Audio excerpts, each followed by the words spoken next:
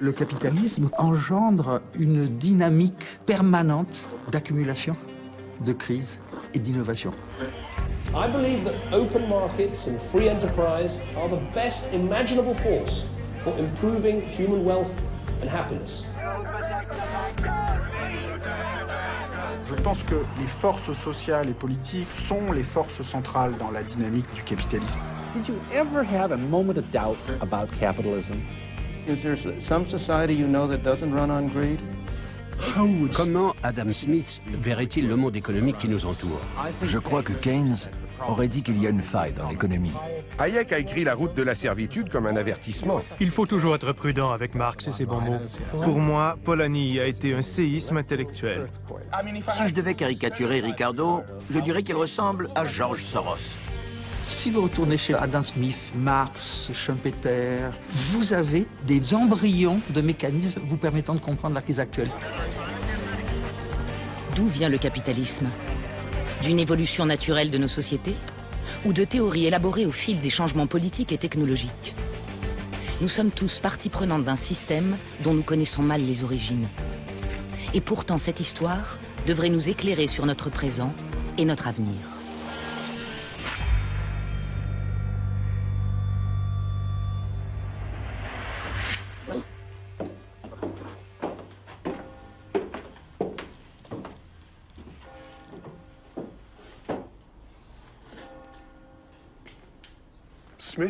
Smith a emménagé dans cette maison en 1778, 2 ans après la publication de La richesse des nations. C'est probablement ici que se trouvait la cheminée, là où Smith a mis un terme dramatique à sa carrière intellectuelle.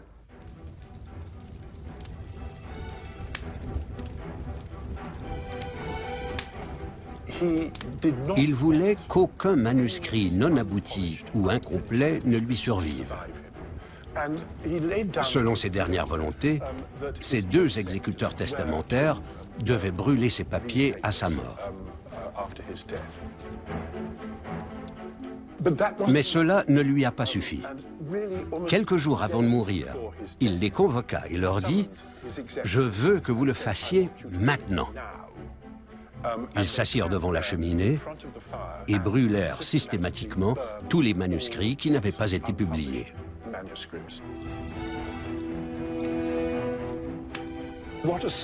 Ne survécurent que 2 travaux très aboutis. Sa grande théorie sur les sentiments moraux et, plus important, La richesse des nations.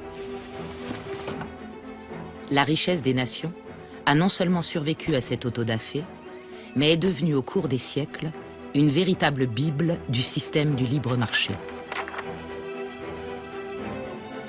De nombreuses notes ont disparu dans l'incendie.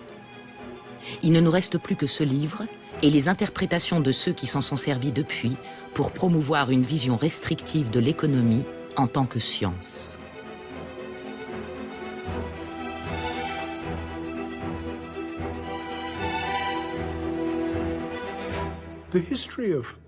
L'histoire de La richesse des nations en tant que livre est très intéressante.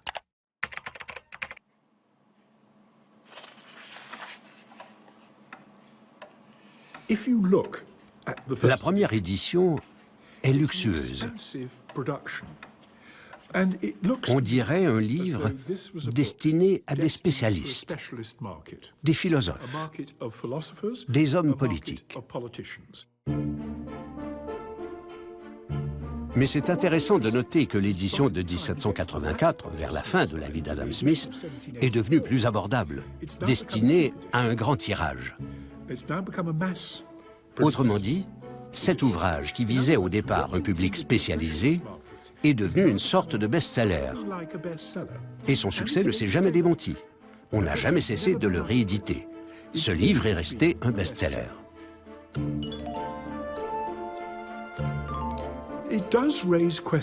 Mais comment un livre de spécialistes érudits devient-il un best-seller?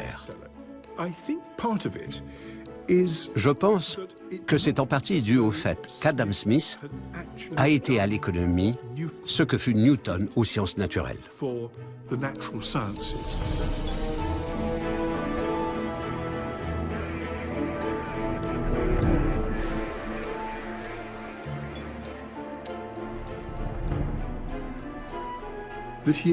Comme Newton, il avait découvert un principe moteur.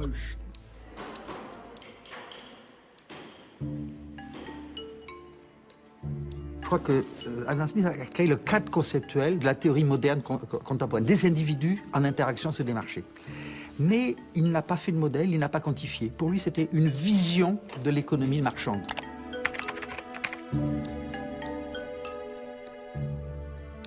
La révolution est arrivée au milieu du XIXe siècle, lorsque les économistes ont pris les outils de la physique newtonienne pour l'appliquer à l'économie. Au point que là, l'illusion a été de trouver l'équivalent des lois physiques pour l'économie.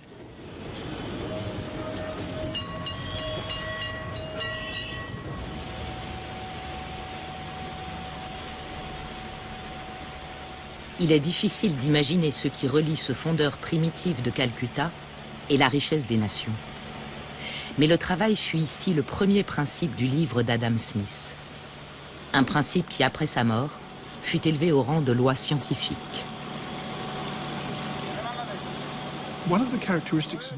Une des caractéristiques de notre société est le très haut niveau de spécialisation des métiers, qui vont de la tâche la plus complexe, qui exige un haut niveau de compétence, à la tâche la plus simple.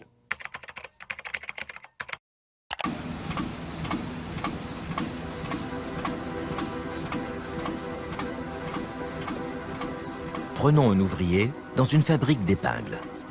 Peut-être qu'au mieux, il fera une épingle par jour. Mais de la manière dont cette industrie est maintenant conduite, un ouvrier tire le fil, un autre le dresse, un troisième le coupe, un quatrième en pointe. J'ai vu une petite usine de ce type où 10 hommes fabriquaient à eux seuls 12 livres d'épingles par jour. Adam Smith, la richesse des nations. Alors, il en arrive à la conclusion que le progrès économique, est indissociable de la division du travail. Ça n'a rien d'étonnant. La division du travail a été comme l'équivalent d'une loi newtonienne. Après tout, c'est ce qu'on pratique pour presque tous les produits que nous utilisons.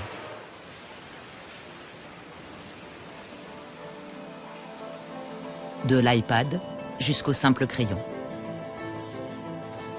Depuis Adam Smith, la division du travail est devenue le pilier de l'économie de marché.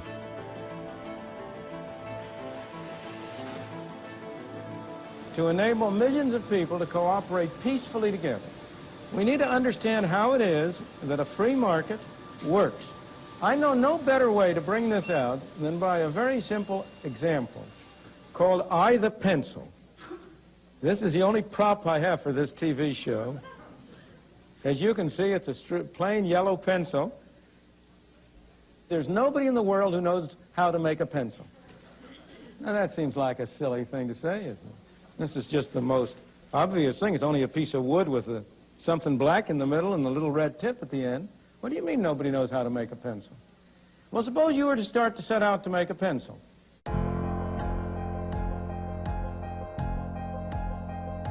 First of all, you have to get some wood, don't you? Where do you get the wood? You have to go to the Pacific Northwest, probably, and cut down some trees. How do you cut down some trees? You have to have some saws to cut it with. Where do you get the saws?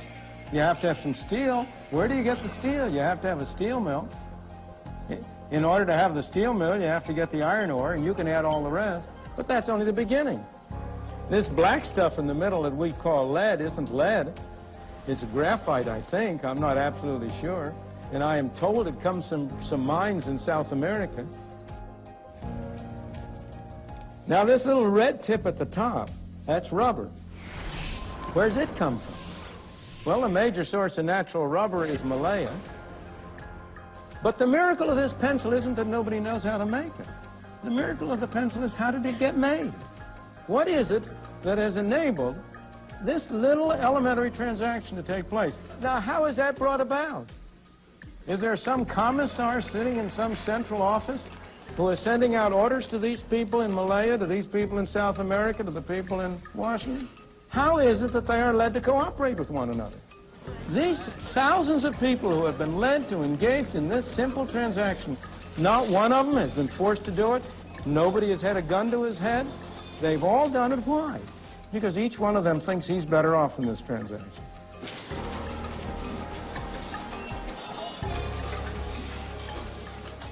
En fait, le mot liberté joue un rôle énorme dans la diffusion du libéralisme, puisque l'idée intuitive est suivante: pourquoi enlever à quelqu'un le droit de transacter sur un marché? C'est un droit élémentaire, et pourquoi ça serait mauvais?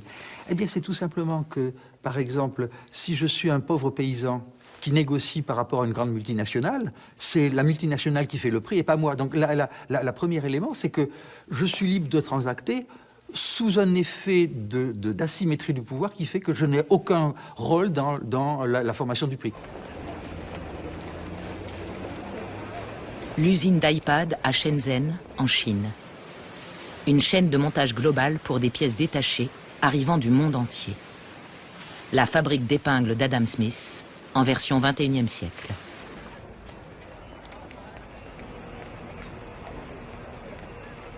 Environ 250 000 ouvriers y fabriquent près de 10 000 tablettes par jour. Pouvons-nous vraiment considérer qu'ils sont libres? Ce que nous faisons, c'est du travail à la chaîne.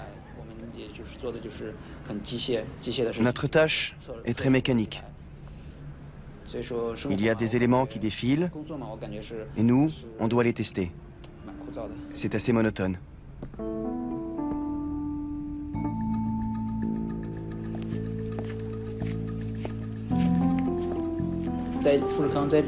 Foxconn pratique la séparation à un haut degré. Il se peut qu'on soit plusieurs à être originaires de la même région, à travailler dans le même lieu, mais il est hors de question qu'on habite ensemble. En ville, les gens sont vraiment séparés les uns des autres.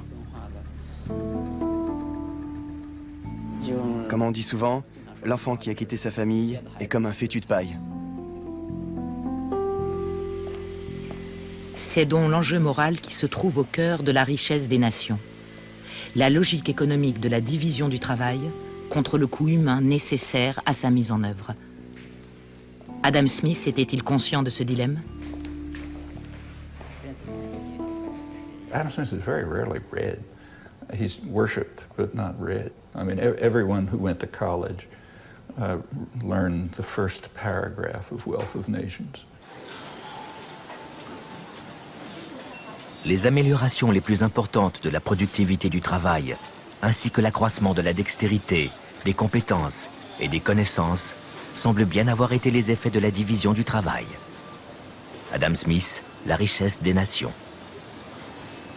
Not very many people got to page, whatever it is, page 400, in which he points out that division of labor is monstrous. Dans les progrès apportés par la division du travail, la plupart des travailleurs se bornent à un très petit nombre d'opérations simples, dont les effets sont peut-être toujours les mêmes, ou presque les mêmes.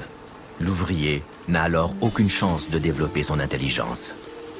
Adam Smith, La richesse des nations.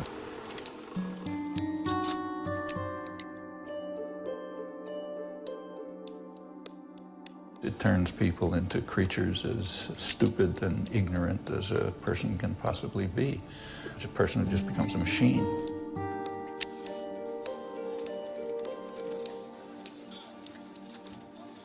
That's a terrible attack on fundamental human rights. And therefore, he says, in any civilized society, the government is going to have to intervene to prevent division of labor. How many people get that far?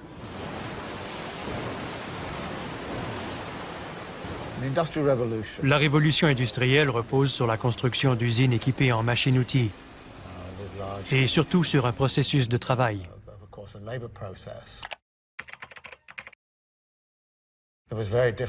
Un travail très différent de celui des artisans qui fabriquaient des meubles, par exemple. La technologie de fabrication dominante était tout à fait différente à l'époque. La machine contrôle le travailleur, et pas l'inverse. C'est le contraire de la production artisanale. L'ouvrier à l'usine a des relations sociales très différentes de celles de l'artisan qui fabrique des meubles, que ce soit avec les autres travailleurs, les outils ou la nature.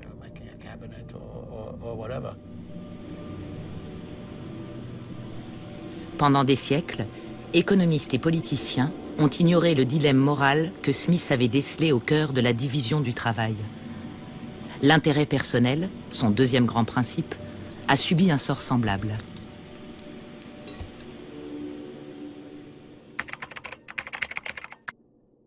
Please welcome the Nobel laureate in economics, Milton Friedman. Right?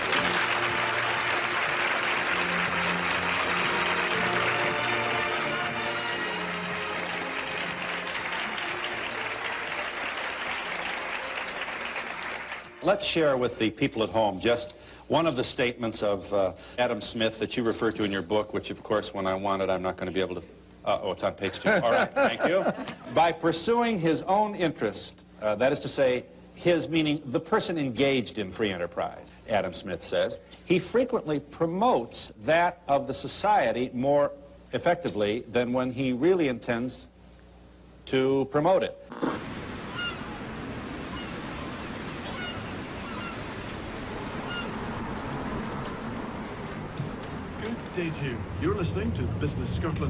Adam Smith considérait l'intérêt personnel comme la force motrice de l'économie. Mais qu'entendait-il vraiment par là? Replongeons-nous dans l'époque où il vivait.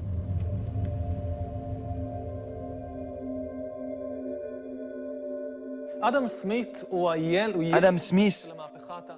est l'enfant de la révolution scientifique et de sa confiance dans le progrès.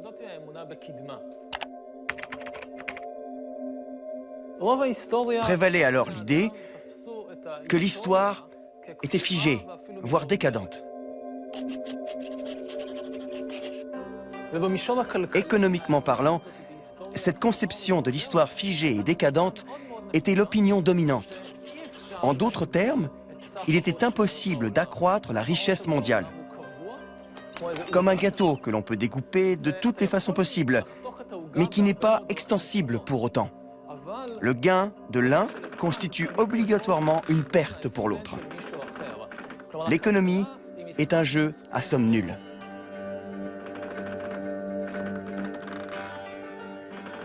Pour Adam Smith, l'économie est une situation gagnant-gagnant. Chacun peut réaliser un profit. D'un point de vue économique, le progrès signifie qu'il est possible d'augmenter la productivité et accroître les richesses du monde. Donc, l'économie n'est pas un jeu à somme nulle.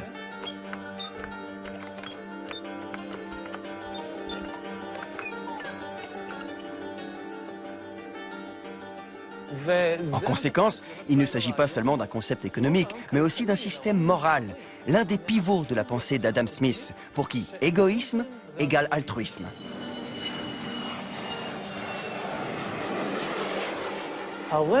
Mon profit personnel est également bon pour autrui.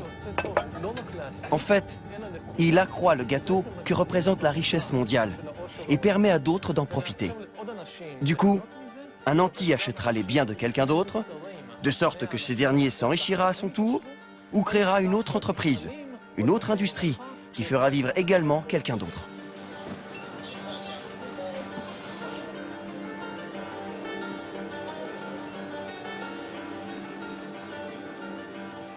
Adam Smith a écrit ce paragraphe célèbre dans La richesse des nations. Je suis en train de le paraphraser, mais c'est parce que les boulangers et les bouchers veulent faire du profit que nous avons à manger.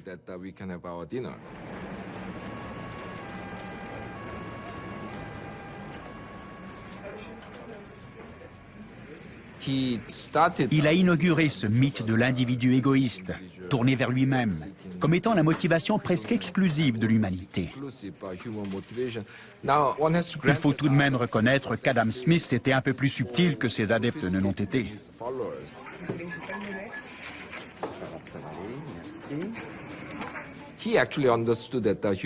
Il avait compris que les êtres humains sont plus complexes que ça, mais son sentiment était qu'on pouvait en faire abstraction. Et qu'en matière d'économie, l'égoïsme était en fait la motivation exclusive. So you know, Adam Smith wrote The Wealth of Nations. Self-interest and greed is good, and the invisible hand and free enterprise and free markets, etc. All that kind of, he's the father of capitalism. But it turns out, there's another Adam Smith. How many people here have read The Theory of Moral Sentiments? And according to Adam Smith, it was his important book. It was his magnum opus. In some ways, that was his magnum opus, and The Wealth of Nations paid the bills. He never imagined capitalism that he wrote about in The Wealth of Nations could actually succeed without the moral underpinnings, the moral, what he called sentiments. We would call them virtues. Without the virtues of a society and virtues of individuals that would actually create the base of a healthy capitalism.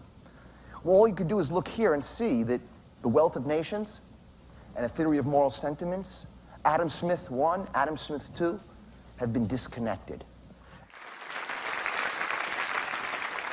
When you see around the globe the maldistribution of wealth, the desperate plight of millions of people in underdeveloped countries, when you see so few haves and so many have-nots, when you see the greed and the concentration of power within, did you ever have a moment of doubt about capitalism?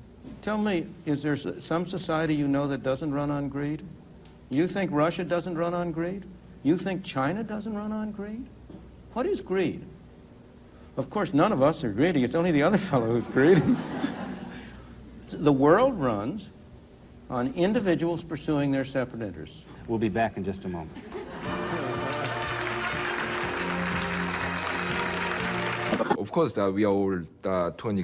Oui, nous sommes tous égoïstes, certains plus, certains moins. Mais nous avons aussi tous d'autres motivations. Nous avons la solidarité, la fidélité et la sympathie.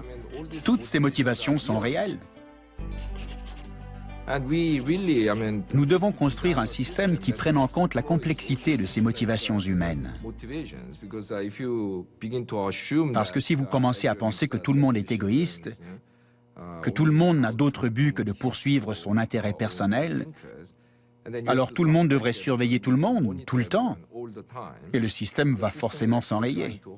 The great achievements of civilization have not come from government bureaus. Einstein didn't construct his theory under order from a bureaucrat. Henry Ford didn't revolutionize the automobile industry that way.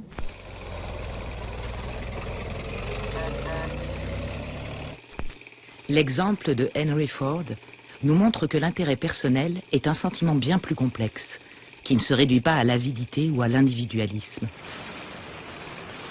En 1914, il a révolutionné l'industrie automobile en doublant volontairement les salaires de ses ouvriers et en réduisant leurs heures de travail de 9 à 8 par jour.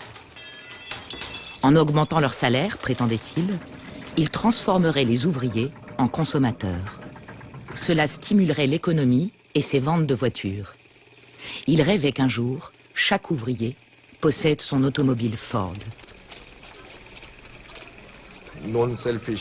Bien que les motivations égoïstes soient importantes, et les bons managers le savent, ils préféreront persuader, rassembler, créer un esprit de corps.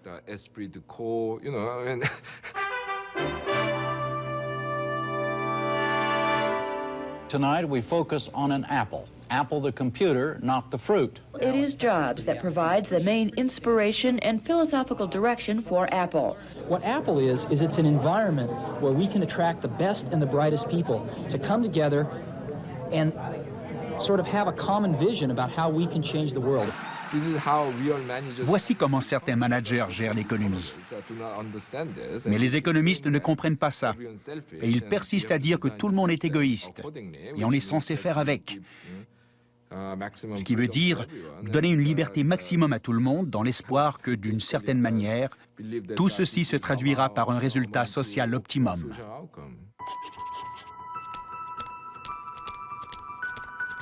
Adam Smith avait une vision nuancée de l'intérêt personnel. Cette idée complexe a été galvaudée pour donner 200 ans plus tard un système économique simplement mu par l'avidité. pourquoi. Ça commence en séparant Adam Smith I d'Adam Smith II et en faisant de la richesse des nations une théorie scientifique.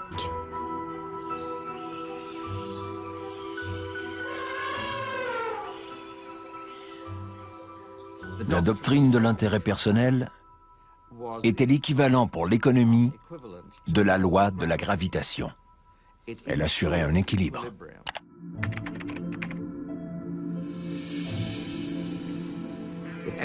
Si tout le monde était libre de chercher son intérêt personnel sur les marchés, on arriverait à l'équilibre, un équilibre optimum, équivalent à l'équilibre des corps physiques, libres de se mouvoir. Je crois que l'analogie avec la physique est très juste.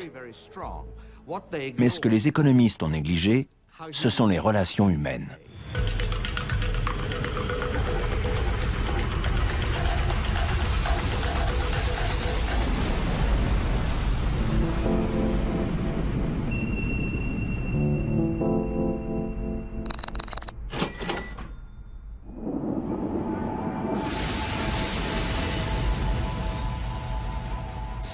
La sociologie et la psychologie nous disent que de nombreux comportements semblent ce que des économistes qualifieraient d'irrationnels. Je ne pense pas que ce soit la bonne façon de les définir. C'est tout simplement humain. University of Michigan Television presents an interview with Ayn Rand, noted American novelist, author of The Fountainhead and Atlas Shrugged, and philosopher spokesman for America's New Intellectuals. L'intérêt personnel a été respecté comme une loi physique tout au long du XIXe siècle.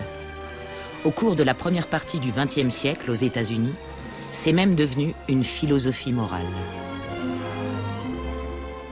I'm challenging the moral code of altruism, the precept that man's moral duty is to live for others, that in fact makes man a sacrificial animal. I say that man is entitled to his own happiness and that he must achieve it himself. Now, what can be more important than happiness? But happiness does not mean simply momentary pleasures or any kind of mindless self-indulgence. Happiness means a profound, guiltless, rational feeling of self-esteem and of pride in one's own achievement. Join me in welcoming Paul Ryan. Au XXIe siècle, on retrouve la philosophie d'Ayn Rand sur l'intérêt personnel au cœur d'une campagne électorale.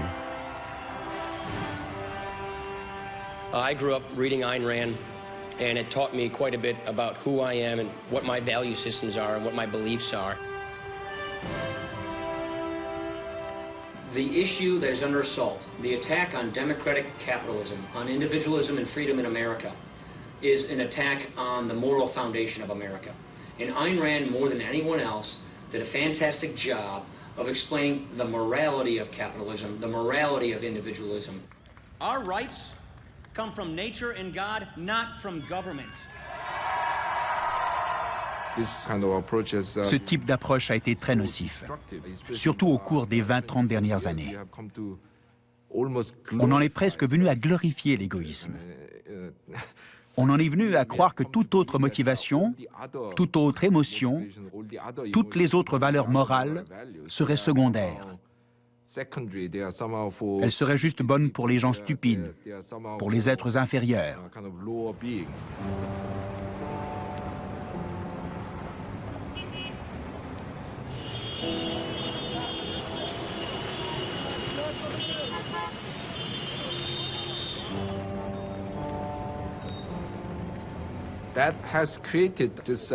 Ce système attend des gens qu'ils ne se rendent pas compte du contexte social dans son ensemble. On les encourage à ne s'occuper que de leur propre intérêt. Et nous en subissons maintenant les conséquences. 2 mots ont suffi à transformer le concept d'intérêt personnel selon Adam Smith. Ces 2 mots sont devenus une formule magique, un moteur pour le système économique mondial et le symbole de la richesse des nations.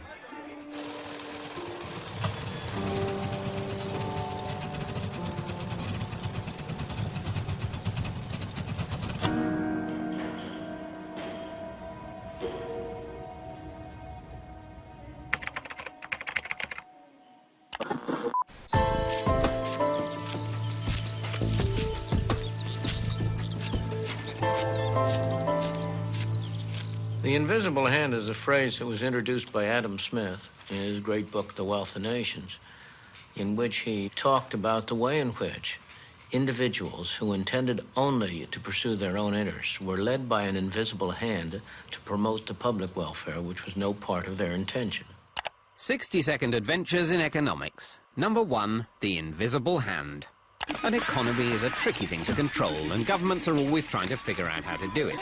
Back in 1776, economist Adam Smith shocked everyone by saying that what governments should actually do is just leave people alone to buy and sell freely among themselves. He suggested that if they just leave self-interested traders to compete with one another, markets are guided to positive outcomes as if by an invisible hand. La main invisible est un basique des cours d'économie depuis l'école primaire jusqu'à l'université. Le paradoxe, c'est que ce seul mot a été dupliqué comme le fondement de l'économie de marché. C'est un succès incroyable. Vous avez des dizaines de milliers de mots dans l'ouvrage de Adam Smith, et c'est la main invisible, c'était une seule fois.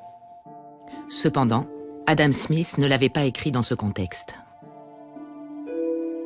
Adam Smith was concerned that if there was free movement of capital and free import of goods, he said England will suffer because British capitalists will invest abroad and they'll import from abroad, and that'll harm the English economy.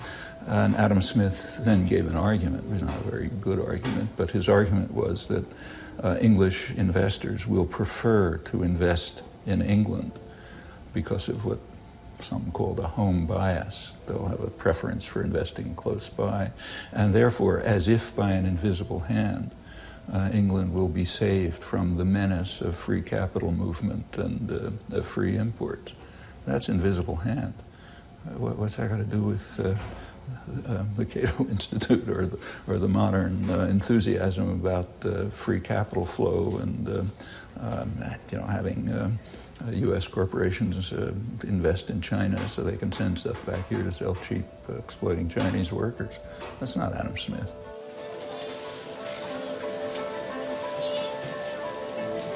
La main invisible est apparue comme la façon de lutter définitivement contre la mainmise de l'État sur la vie économique pour mieux se libérer du féodalisme. Vous voyez le succès instantané. Et de nos jours, on a remobilisé les années 50 pour essayer de tuer l'état du bien-être, la fiscalité progressive, et dire il faut laisser les agents s'auto-organiser. Mais vous voyez, c'est une réinvention d'une tradition.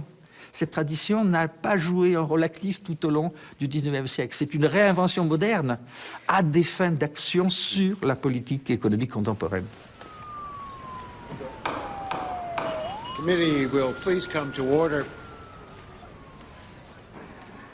Today is our fourth hearing into the ongoing financial crisis. En 2009, à la suite du krach financier, Alan Greenspan, l'ancien dirigeant de la Banque centrale américaine, la Réserve fédérale, fut rappelé à Washington pour être entendu en tant que principal promoteur de la dérégulation. Une dérégulation mise en œuvre au nom de la main invisible. Dr. Greenspan, I want to start with you. You have been a staunch advocate for letting markets regulate themselves. And my question for you is simple. Were you wrong? I found a flaw. You found a flaw in the model that defines how the world works, so to speak. In other words, you found that your view of the world, your ideology was not right. It was not working. Precisely. No, that's precisely the reason I was shocked, because I've been going for 40 years or more with very considerable evidence that it was working exceptionally well. À quel modèle faisait-il référence? Le parcours d'Alan Greenspan a démarré sous la férule d'Enron. Il faisait partie de ses disciples, ardents supporters de la suprématie de la rationalité. It is only since the Industrial Revolution, the birth of a free society, the society of capitalism, that there was a new class of men, which is the free producers of material goods, the businessmen, the industrialists. That is the man who lives by means of reason. That is the man who, in his psychoepistemology, is not guided by his immediate perceptions nor by his emotions, but by logic, by his concepts, by reason. That is the man whom I call the producer. Lorsque des années plus tard, Alan Greenspan fut nommé par Gerald Ford à la tête de son conseil économique, il rendit hommage à son ancien maître à penser.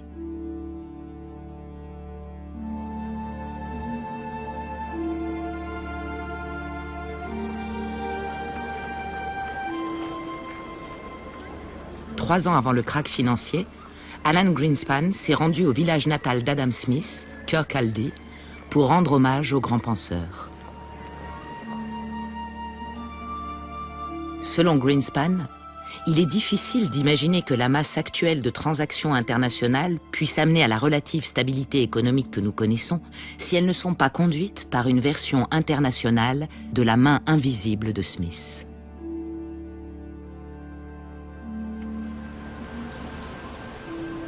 In recent decades, a vast risk management and pricing system has evolved, combining the best insights of mathematicians and finance experts.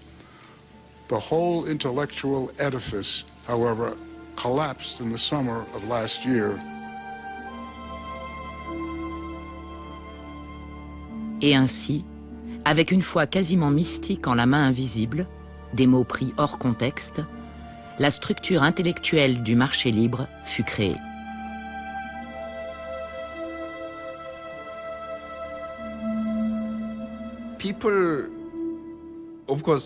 Bien sûr, les opinions divergent sur la question de la liberté des marchés. Certains pensent qu'il faut les laisser fonctionner librement.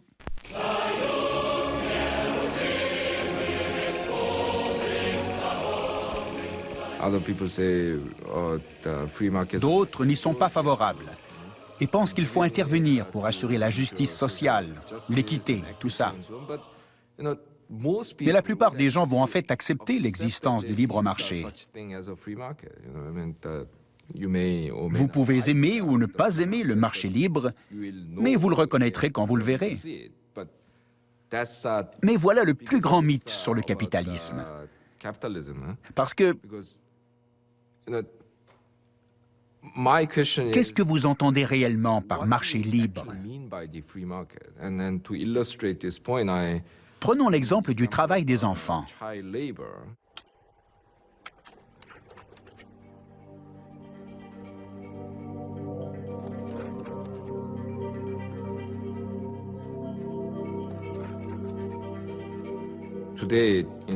Aujourd'hui, dans tous les pays riches, le travail des enfants est très réglementé.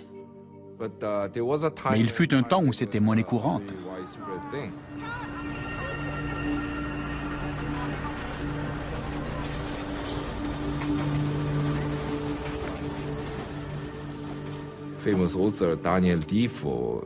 En 1720, Daniel Defoe, l'auteur de Robinson Crusoe, a fait l'éloge de certaines régions d'Angleterre où les industries textiles, en offrant des emplois à des enfants à partir de 4 ou 5 ans, leur permettaient de gagner leur vie.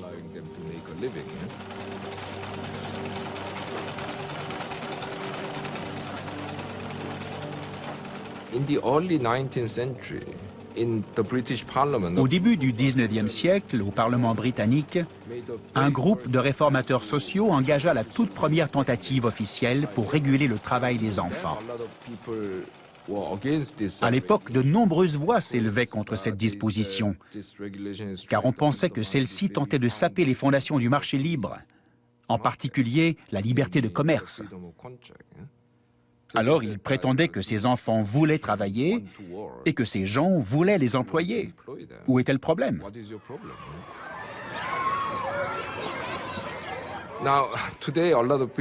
Aujourd'hui, beaucoup trouveront cet argument absurde, car il est communément admis que la société doit refuser certaines pratiques au nom de l'intérêt général.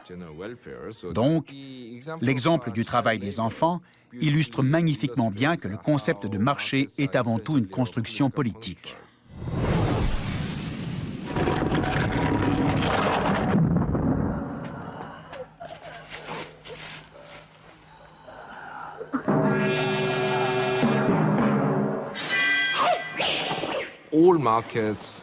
Tous les marchés sont régis par un important cadre réglementaire. Je les compare aux filins auxquels on suspend les maîtres du kung-fu dans les films de Hong Kong.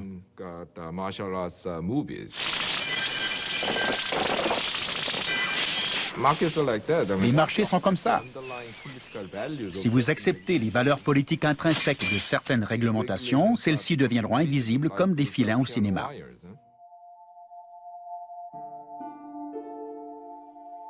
Souvenons-nous de l'esclavage. Un véritable marché libre sans restriction, dont les seules considérations étaient les pertes et profits. Un marché accepté par tous comme étant la norme.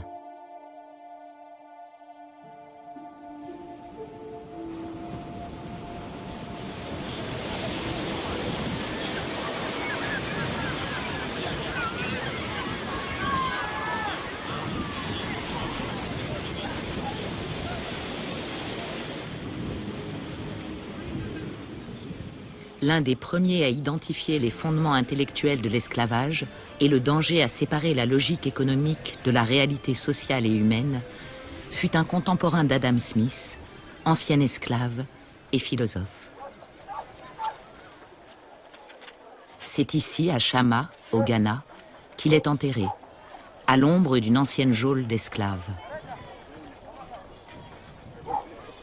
Nous voici réunis devant sa tombe pour rendre gloire à Dieu qui nous a donné ce magnifique philosophe. Anton Wilhelm Amo fut le premier à pointer l'aberration d'une science échafaudée sans tenir compte des réalités humaines du capitalisme.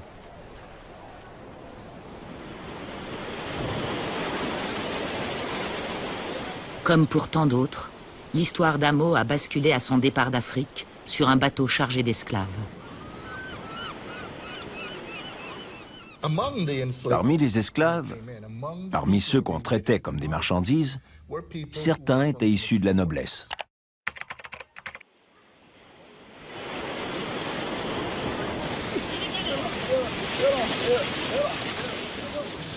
Certains faisaient preuve de qualité précoce à leur arrivée en Europe.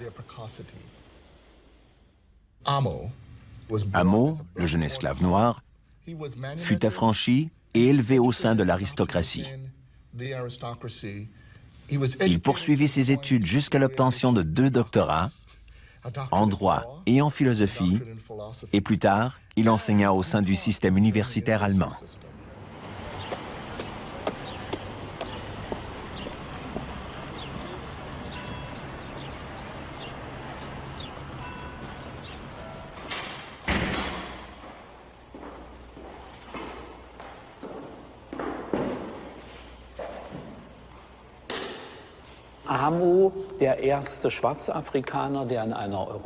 Amo fut le premier noir africain à faire des études universitaires en Europe. Il a été inscrit ici sous le numéro 488, le 9 juillet 1727.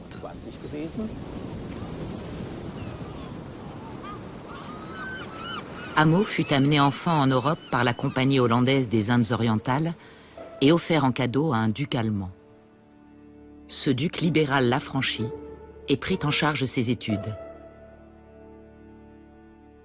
Ce qui est apparu quand ces marchandises ont commencé à parler, c'est qu'ils ont exprimé les 2 poids 2 mesures du capitalisme moderne et les problèmes dans son processus de rationalisation.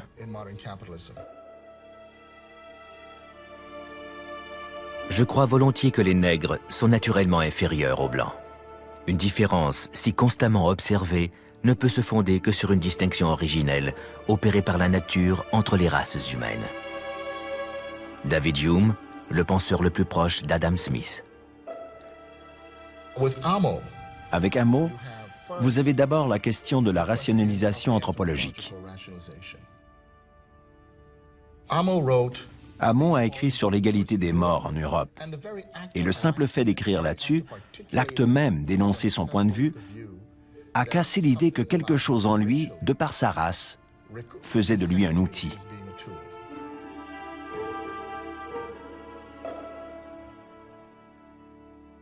René Descartes a décrit la réalité comme étant duel, avec d'une part l'esprit et de l'autre le corps. Un mot de son côté a dit que si l'âme était vraiment distincte du corps, elle ne pourrait rien ressentir.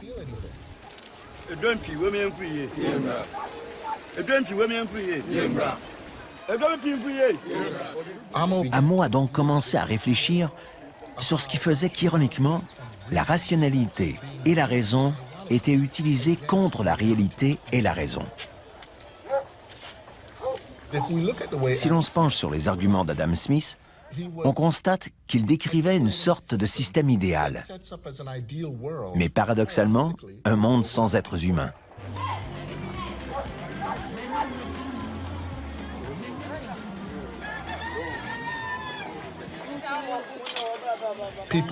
Les gens ont tendance à vouloir être libres, à avoir des valeurs.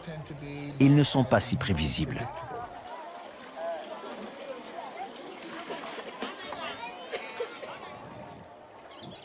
Au XVIIIe siècle, la pensée critique d'un philosophe africain ne pouvait être entendue. Amo dut fuir l'Europe et mourut ici, à Chama. Alors que la richesse des nations devenait la Bible de l'économie, les livres d'Anton Wilhelm Amo furent brûlés et son travail presque oublié. Je crois qu'Adam Smith commence à raisonner, comme va le faire l'économie après lui, sur un monde en partie virtuel, en partie déconnecté de tous ces éléments de violence.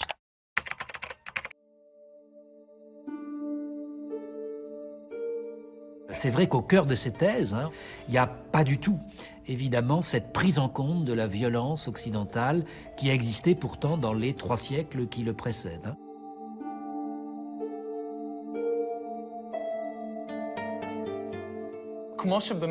À l'époque de Smith, le capitalisme a révélé son monstrueux visage, avec la traite des Noirs, découlant de l'idée que l'esclave ne vaut rien. La nature du commerce des esclaves, ainsi que le produit de leur travail, s'effectue à travers une vision purement économique. Ne compte que les chiffres, les pertes et profits. Voilà à quoi se résume la valeur des êtres humains. Aujourd'hui, si la traite des Noirs n'existe plus, nous entretenons exactement le même rapport avec les animaux. The footage you're about to see was recorded with a hidden camera at Highline Hatchery in Iowa, the world's largest hatchery for egg-laying breed chicks. Rien dans La richesse des nations ne condamne l'esclavage.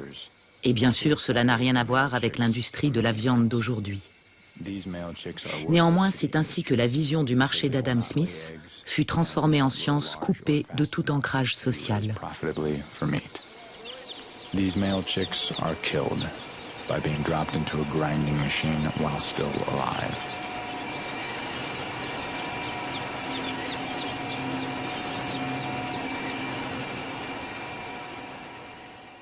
Il n'est question des animaux, de la viande, des œufs et du lait qu'à travers le prisme économique. Les chiffres font loi. Cela se résume à des pertes et profits, actions et intérêts, l'offre et la demande. On oublie qu'on a affaire à des êtres vivants. Here, a worker uses a hot cautery device to painfully burn off the calf's horns, a common dairy industry practice known as disbudding. No anesthesia was used to reduce the calf's pain during this harsh and invasive mutilation. Personne n'y pense. Quand on prend du lait dans le frigo pour le café, on ne se demande pas d'où vient le lait. Il n'est pas question de haine ici. Personne ne déteste les vaches.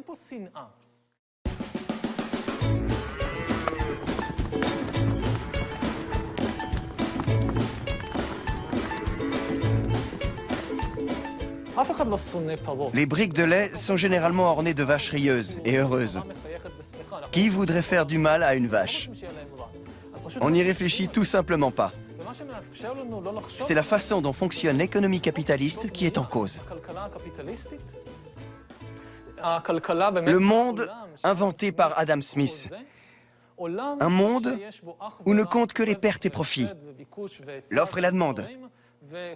Le règne des chiffres, d'où l'on a évacué toute considération morale ou religieuse.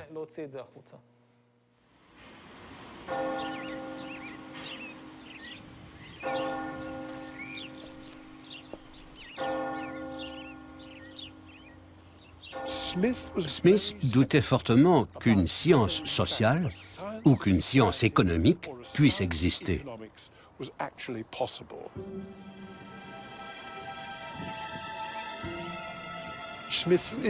Il est resté très prudent sur la façon de mettre en place le marché libre.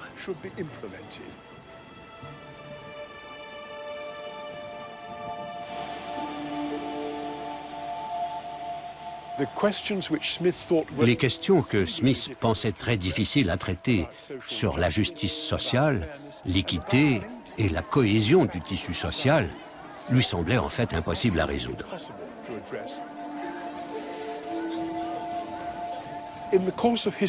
Tout au long de l'histoire, nous avons perdu toute cette réflexion sur la dimension politique, sur la dimension éthique du progrès vers une économie de marché.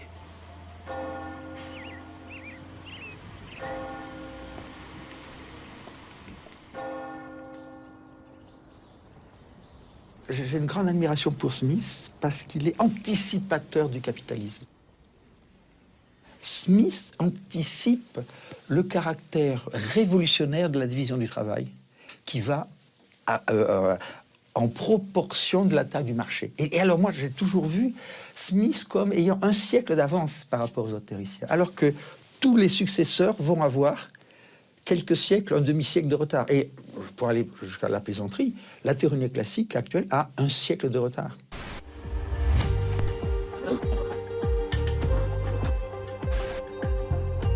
Alors comment et pourquoi, dans le processus de conversion de la richesse des nations en réalité économique, les préoccupations éthiques et politiques d'Adam Smith ont-elles disparu?